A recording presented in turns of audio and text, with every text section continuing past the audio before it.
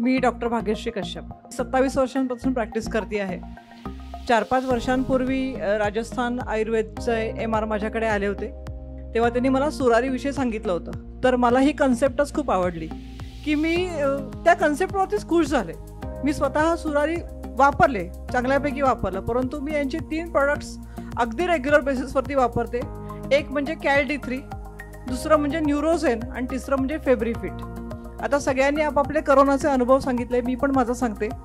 Generally एखाद्या कुटुंबामध्ये एखादा व्यक्ती करोना पॉझिटिव्ह निघाला की बाकीचे पण लोक आपली टेस्ट करून घ्यायचे आणि मग छोटे छोटे सिम्पटम असायचे. थोडंसं अंग दुखतंय, थोडासा ताप आल्यासारखं वाटतंय, अँझायटीनी जास्त असायचे रादर दॅन फिजिओलॉजिकल. त्या अँझायटीनी जास्त आजारी पडल्यासारखे व्हायचे.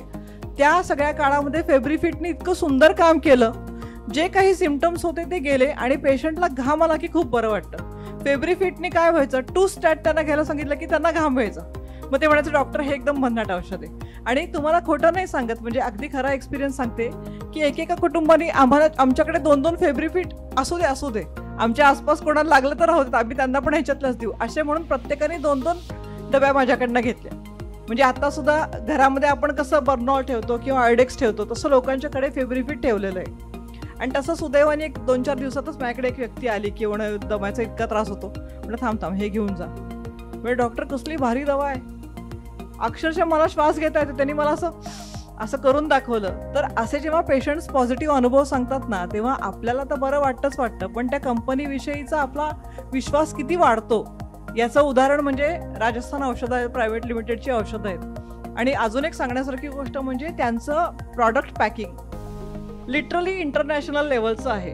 म्हणजे पेशंटला जर का मी औषध सांगितलं समोर की हे तुम्ही औषध घ्या, आयुर्वेदिक आहे, असं पेशंट असं करून बघतो, मग मी सांगते हो, अरे वा छान आहे पॅकिंग वगैरे. म्हणजे पेशंटला बाह्य रूपापासनं आतल्या सिम्पटम्सपर्यंत सगळ्या गोष्टी त्याच्या अपील होतात. हे सुद्धा आजकाल या मार्केटिंगच्या जगामध्ये खूप महत्त्वाचं आहे. उगाचच तुम्ही काहीतरी पुडी बिडीत बांधून दिलं, शॅबी त्याचं लुक असेल तर patient won't accept it happily.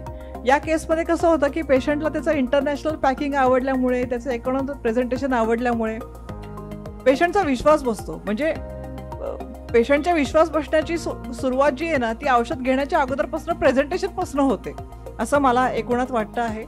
तर मला या कंपनीनी मला इथे बोलायची संधी दिली त्याबद्दल आभार. आणि कंपनीला खूप खूप सुयश चिंतित आहे मी. धन्यवाद.